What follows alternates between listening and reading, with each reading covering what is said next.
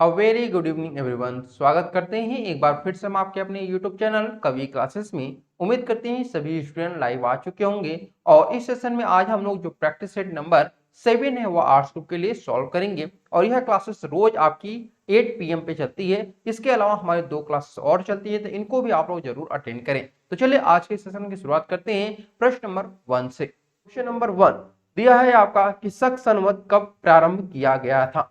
ठीक है, यानी कि शक संवत जो है आपका कब प्रारंभ हुआ था, 56 ईस्वी में, 78 ईस्वी में, या फिर 56 ईसा पूर्व में, या फिर आपका 56 ईसा पूर्व। ये 2 बार आपका दे दिया है, इसे हम लोग देते हैं।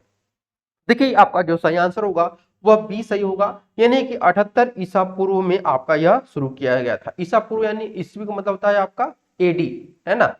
ठीक है, एनोडायमनिक ये आपका होगा। यानी कि अगर हम बात करते हैं यहाँ पर कि जो जो अधिकतर विद्वान है, ठीक है, अधिकतर जो विद्वान है उनकी ये धारणा है कि 78 एडी में कनिष्क ने शक संवत चलाया था। किसके द्वारा शक संवत चलाया गया था?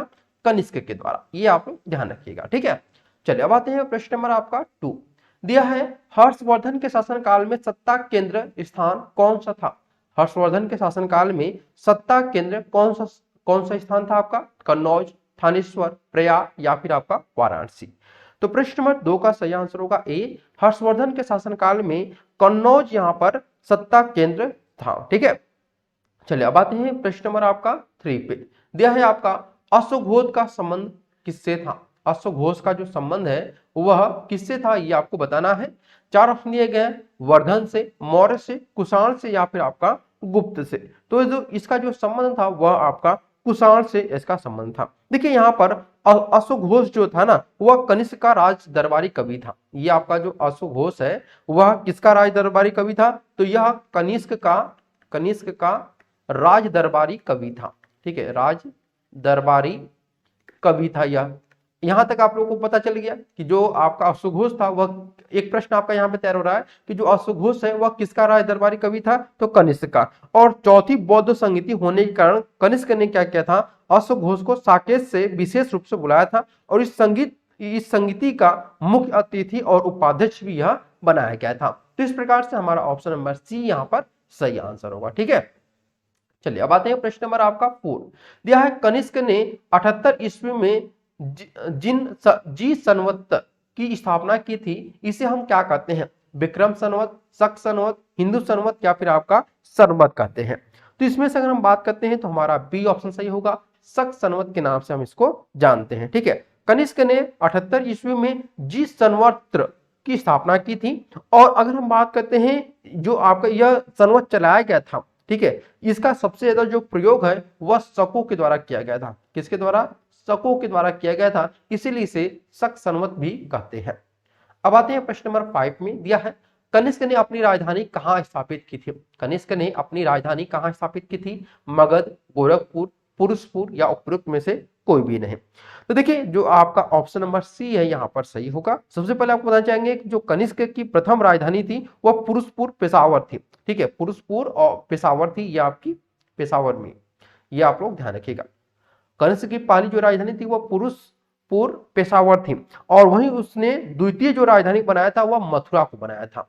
ठीक है, मथुरा इसकी क्या थी? दूसरी राजधानी थी, सेकेंड कैपिटल इसका था। ठीक है, चलिए अगले क्वेश्चन पे आते हैं हम लोग। क्वेश्चन नंबर आपका 6 दिया है निम्न में कौन सा नाटक हर्ष द्वारा रचित है। निम्न में कौन सा नाटक हर्ष द्वारा रचित है? रत्नावली, नागनंदा, प्रियदर्शिका, या फिर आपका जिमूत। तो यहाँ पे आपका विकल्प दिया गया है कूट की तरह। देखें, आप लोग देखेंगे कि आप लोग का जो एग्जामिनेशन हो रहा है 2022 में, आप लोग पेपर अपना देखेंगे तो उसमें आप लोग को इस प्रकार के कूट वाले जो प्रश्न है वह आप लोग को देखने को मिलेंगे बीएड एंट्रेंस एग्जामिनेशन में, है ना। तो अब इसी प्रकार के प्रश्नों को मैंने यहाँ पे शामिल किया हुआ है। तो इसमें देखेंगे कौन सा कूट आपका यहाँ पर सही मिल रहा है। तो हमारा यहाँ पर विकल्प डी सही हो रहा, उपयुक्त तो सभी, यानी कि जो आपका रत्नावली है, नागानंद है, प्रियदर्शिका है और जिमूत, ये सभी के सभी आपका हर्ष के द्वारा रचित किए गए हैं। ठीक है, चलिए अब आते हैं प्रश्न नंबर हम लोग 7 पे। दिया है पूर्वी धौली गंगा किसकी सहायक नदी है, ये आपको बताना है। देखिए प्रश्न दिया गया है कि जो पूर्वी धौली गंगा है वह किसकी सहायक नदी है। तो भाई यह आपकी काली नदी की सहायक नदी है। ठीक है, किसकी है? काली नदी की सहायक नदी है। और अगर हम बात करते हैं कि काली नदी कहां से निकलती है, अगर हम काली नदी की अगर स्पेशली बात करते हैं तो देखिए काली नदी जो है ना वह आपकी लिपू लेक दर्रे के पास, ठीक है, लिपू लेक दर्रा एक है, ठीक है, दर्रे के पास काला पानी से यह निकलती है। दर्रे के पास एक है, पास काला पानी से यह निकलती है। आप लोग काला पानी का नाम सुने भी होंगे, उसमें दो राय नहीं है। ठीक है, और अगर हम बात करते हैं इसकी प्रमुख अन्य नदियां कौन सी हैं तो गोरी है, सरजू है, लुहावती है, लधिया, ये सभी इसकी सहायक नदियां हैं। ठीक है, चलिए अब आते हैं हम लोग प्रश्न नंबर आपका 8 पे। प्रश्न नंबर 8 कर रहा है कि निम्नलिखित स्थानों में से कहां पर भगीरथी और अलकनंदा नदियां मिलती हैं। ऐसा कौन सा स्थान है जहां पर भगीरथी और अलकानंद ये दोनों ही नदियां आपस में मिलती हैं? तो देखिए इसका जो सही आंसर होगा वह ए होगा, यानी कि देवप्रयाग, यानी जहां पर भगीरथी और अलकनंदा नदी मिलती है उसे हम लोग देवप्रयाग के नाम से जानते हैं। और ये देवप्रयाग कहां पर है आपका भाई? तो ये आपका उत्तराखंड में है, यानी यूके में आपका स्थित है। ठीक है, ये आप लोग ध्यान रखिएगा। और एक बात और ध्यान रखिएगा कि ये जो आपका संगम स्थल है, ठीक है, इसी संगम स्थल के बाद से नदी को गंगा के नाम से भी जाना जाता है। यह जो आपके पास देवप्रयाग है, देवप्रयाग के पास जो नदी निकलती है उसी को हम लोग गंगा नदी के नाम से भी जानते हैं। ठीक है, चलिए अब आते हैं प्रश्न नंबर आपका 9। दिया है कि निम्न में से किस स्थान पर अलकनंदा और भगीरथी का संगम होता है? वही फिर मैंने बताया कि इसका जो पुनः सही आंसर होगा वह डी होगा, देवप्रयाग होगा। और देवप्रयाग के बाद जो आपकी नदी निकलती है वो आपका गंगा के नाम से जानती है। और देवप्रयाग जो है उत्तराखंड के पंच प्रयागों में से एक माना जाता है। ठीक है, उत्तराखंड में आपके पंच प्रयाग है। ठीक है, पंच प्रयाग है। और यहां पर ध्यान क्या कि इन पंच प्रयाग में से एक आपका देवप्रयाग भी है। इसी प्रकार से हम लोग आते हैं प्रश्न नंबर आपका 10। निम्न में से कौन सी नदी यमुना नदी से नहीं मिलती है? केन, बेतवा, सोन या फिर आपका चंबल? तो सही आंसर होगा सी, यानी कि आपका सोन नदी जो है वह यमुना नदी से नहीं मिलती है।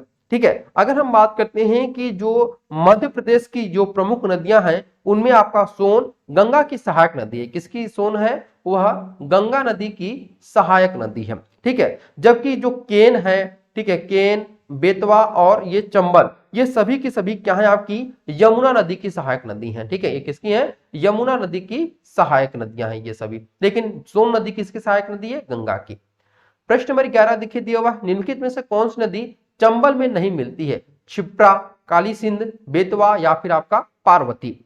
तो देखिए यहाँ पे अगर हम बात करते हैं सही आंसर होगा सी, यानी कि चंबल में नहीं मिलती है तो वो आपकी बेतवा नदी। बेतवा नदी मध्य प्रदेश में विंध्य पर्वत श्रृंखला से समुद्र तल से 576 मीटर ऊंचाई से रायसेन जिले से निकलती है। और यह उत्तर प्रदेश के हमीरपुर जिले में यमुना नदी से मिलती है। अगर हम ये बात करते हैं कि चंबल नदी जो है, सॉरी बेतवा जो है वह कहां पे मिलती है यूपी में, तो यह यूपी में हमीरपुर में मिलती है। ठीक है, हमीरपुर में आपकी मिलती है। और किससे? यमुना नदी से। उसी प्रकार से प्रश्न नंबर 12 दिया हुआ है, बेतवा नदी कहां पर मिलती है? तो अभी मैंने बताया कि जो बेतवा नदी है वह आपकी यमुना में मिलती है, यूपी में आपकी यमुना में मिलती है। ठीक है, चलिए अब आते हैं अगले प्रश्न की तरफ हम लोग। प्रश्न नंबर आपका 13। देखिए प्रश्न नंबर 13 बोल रहा है आप लोगों से कि पंचायती राज का मुख्य उद्देश्य क्या है? ऑप्शन नंबर ए दिया है कृषि उत्पादन को बढ़ावा देना, रोजगार को बढ़ावा देना, या फिर आपका लोगों को की राजनीतिक जागरूकता को बढ़ावा देना, या फिर लोगों को विकासमूलक प्रशासन में भागीदारी की योग्य बनाना। प्रश्न नंबर 13 का सही आंसर होगा आपका ऑप्शन नंबर डी, यानी कि लोगों को विकासमूलक प्रशासन में भागीदारी की योग्य बनाना, यही इसका उद्देश्य है। प्रश्न नंबर 14 में देखते हैं कि भारत में पंचायती राज प्रणाली का सर्वप्रथम शुभारंभ कब और कहां पर हुआ था, ये आपको बताना है। तो 4 ऑप्शन दिए गए हैं यहाँ पर, 5 जुलाई, 2 अक्टूबर, 14 नवंबर या फिर आपका 3 दिसंबर।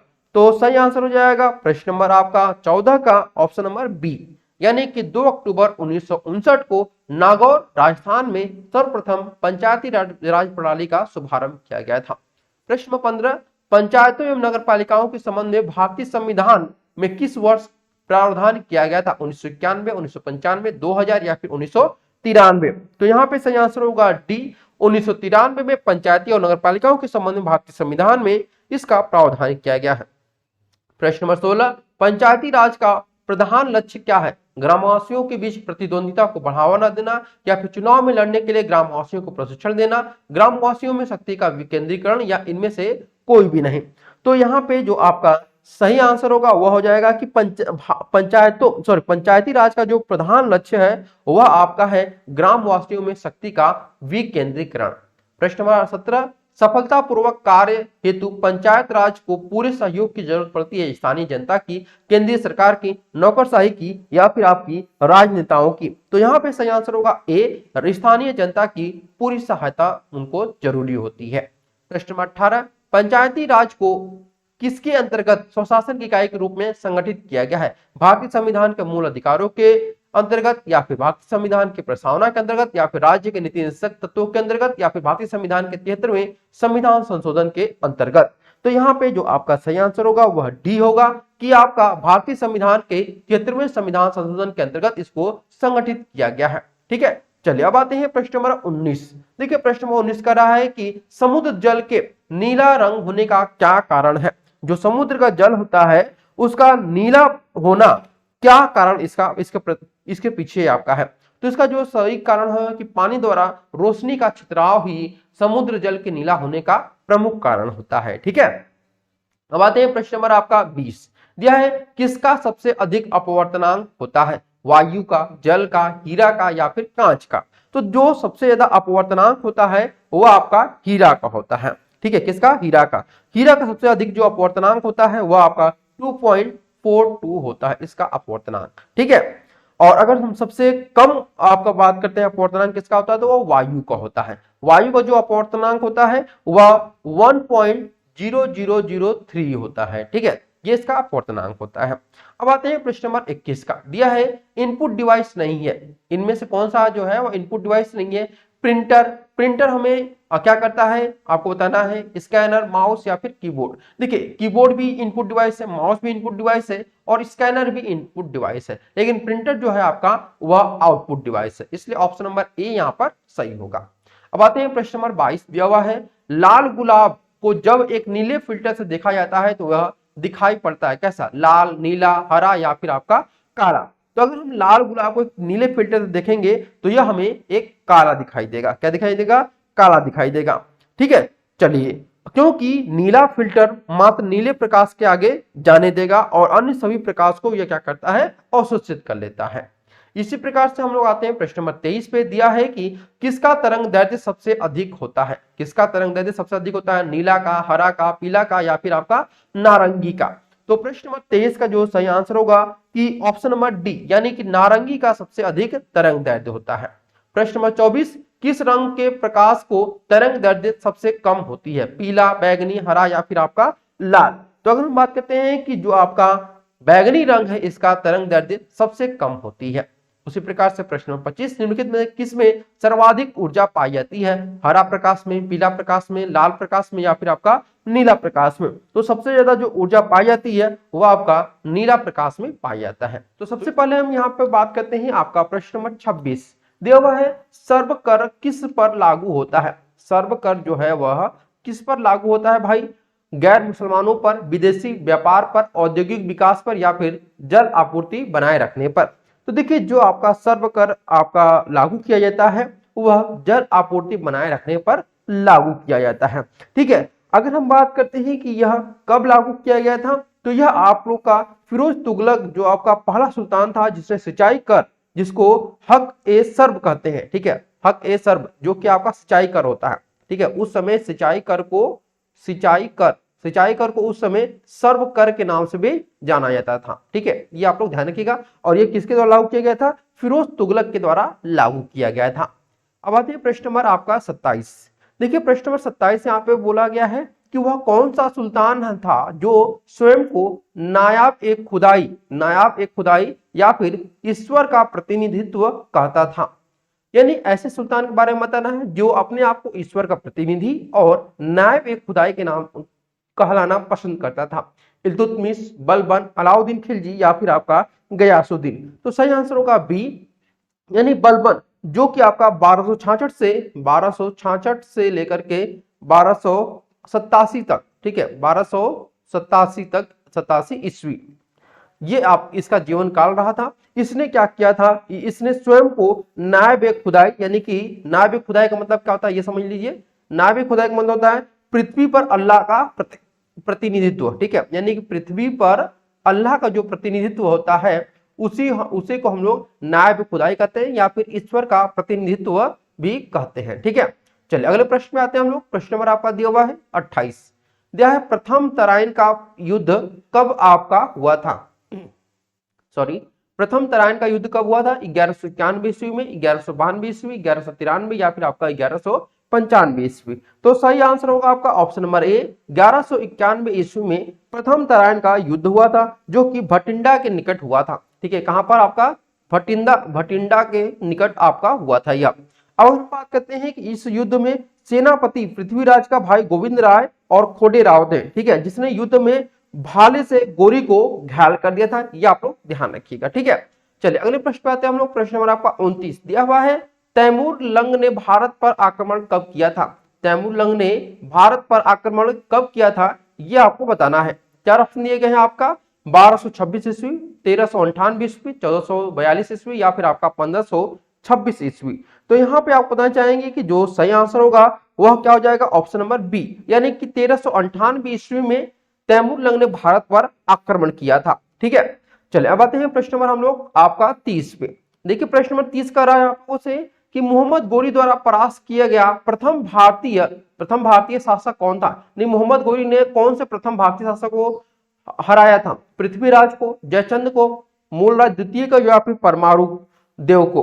तो यहाँ पे सही आंसर होगा ए, यानी कि मोहम्मद गोरी ने पृथ्वीराज चौहान को हराया था। और कब हराया था? तो तराइन का जो युद्ध हुआ था, ठीक है, तराइन का जो युद्ध हुआ था, तराइन का युद्ध, यह तराइन का युद्ध कौन सा था भाई? तो 1191 में जो तराइन का युद्ध हुआ था उसमें मोहम्मद गोरी ने प्रथम भारतीय शासक पृथ्वीराज को हराया था, ठीक है। अब आते हैं प्रश्न नंबर 31 दिया हुआ है, महमूद गजनवी ने किस अनुक्रम में भारत पर आक्रमण किया था? यानी कि महमूद गजनवी ने सबसे पहले कहां पे आक्रमण किया था? अगर ये पता होगा आपको तो आप लोग इसका आंसर जो है आसानी पूर्वक दे सकते हैं। तो देखिए महमूद गजनवी ने सबसे पहले मुल्तान पे आक्रमण किया था। देखिए यहाँ पे दो ऑप्शन पहले कट गए, यानी कि मुल्तान पर किया था तो कश्मीर और दोनों खत्म हो गए, तो मुल्तान आपको बचा। मुल्तान के बाद उसने क्या किया था? थानेश्वर पर आक्रमण किया था, यानी ऑप्शन नंबर हमारा डी यहाँ पर सही होगा कि महमूद गजनवी ने मुल्तान, थानेश्वर, कश्मीर और मथुरा और कन्नौज पे उसने आक्रमण किया था, ठीक है।